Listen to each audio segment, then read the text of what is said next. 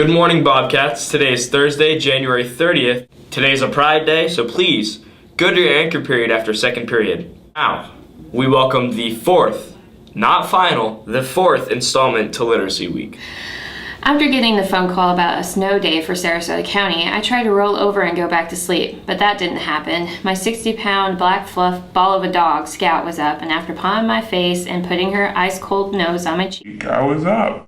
What in the world, I thought. Scout, why did you make it so cold, I asked. I poured myself a cup of coffee, peered outside into the backyard. Scout looked up, panting and smiling. Sure, we can go outside after I have 3 more cups of coffee, I said. After tuning up the heat a bit, I made my way to the living room, Scout being my shadow the whole time. I looked out of the front window and saw a yellow helicopter had landed.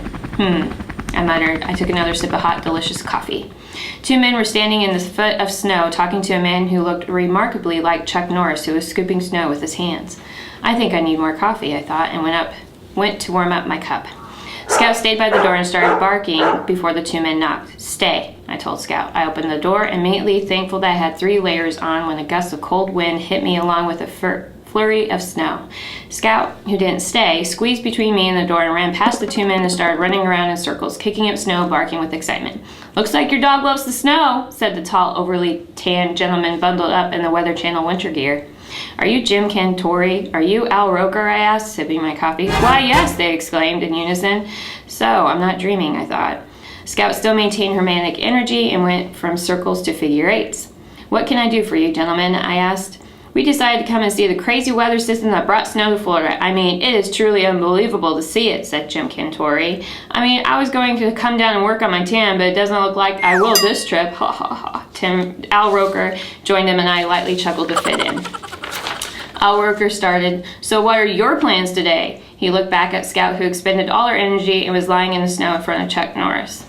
Well, Al, I guess I'll eventually have to get the shovel out and scoop out my driveway and maybe lend it to Chuck Norris there since he seems to be on a mission to clear the sidewalks, I said. Ha ha ha, that's great. He seems to think he can defeat the snow so the kids can go to school, said Al Roker. Interesting. Say, you guys don't happen to know the forecast for the next few days, I asked. You betcha we do, exclaimed Jim Cantori. So, is it going to warm up, I asked. Both men whipped out the state map of Florida and started going over the forecast. Thanks so much, gentlemen. Say, you want to tell Chuck his plans are fruitless, I said. Oh, we already did, but he said, When I do a push-up, I push the earth down, said Jim. Well, gentlemen, have a great time here in Florida. You should go talk to my neighbor Earl. He's a great guy, I said. Alrighty.